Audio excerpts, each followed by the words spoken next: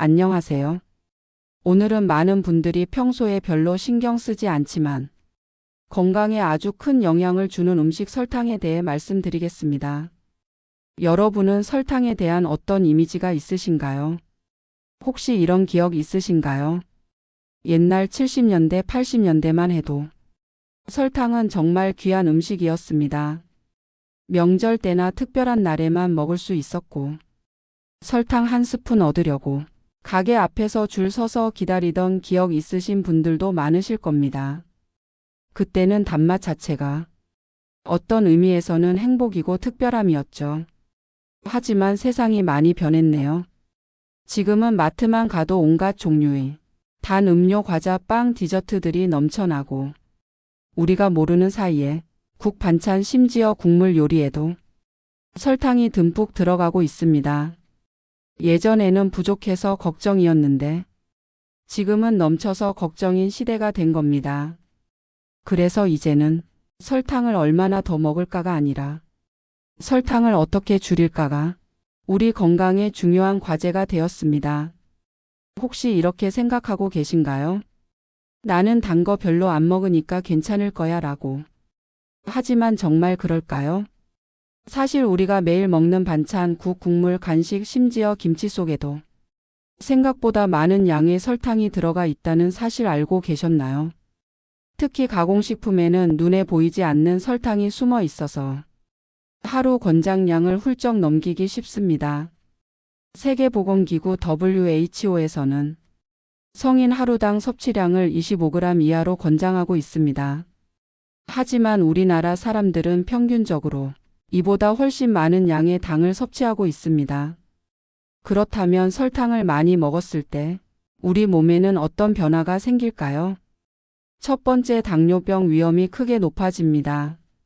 혈당이 자주 급격히 오르내리게 되면 췌장이 지치고 결국 인슐린 저항성이 생깁니다. 두 번째, 비만과 고혈압, 고지혈증 같은 대사증후군의 원인이 됩니다. 특히 나이가 들수록 이런 질환에 더 취약해집니다. 세 번째, 피부 노화가 빨라집니다. 설탕은 몸속에서 단백질과 결합해 피부 탄력을 떨어뜨리고 주름을 유발하는 당화 현상을 일으킵니다. 네 번째, 면역력이 떨어집니다. 설탕은 우리 몸의 염증 수치를 높여 감염에 대한 저항력을 떨어뜨릴 수 있습니다. 그렇다면 설탕을 줄이면 어떤 변화가 생길까요? 많은 연구에 따르면 설탕 섭취를 줄인 사람들은 피로감이 감소하고 체중 조절이 쉬워지며 혈압과 혈당 수치가 안정되는 효과를 보았습니다.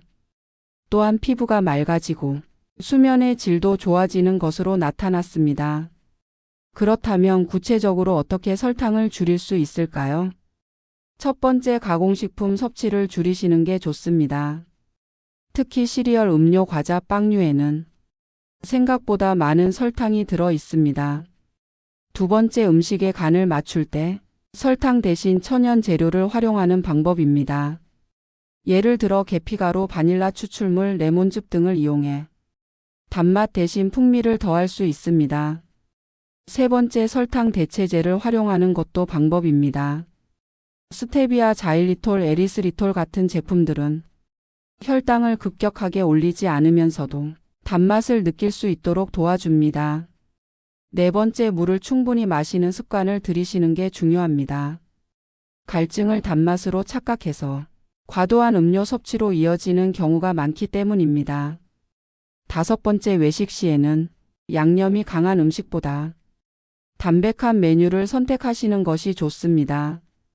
마지막으로, 단맛에 대한 미각 적응 훈련도 도움이 됩니다.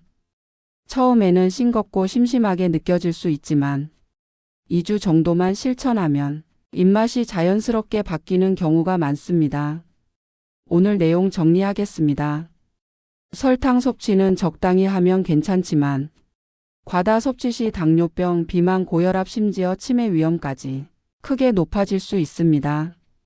지금부터라도 작은 실천 하나씩 시작해 보시면 건강하게 오래 사시는데 큰 도움이 되실 겁니다.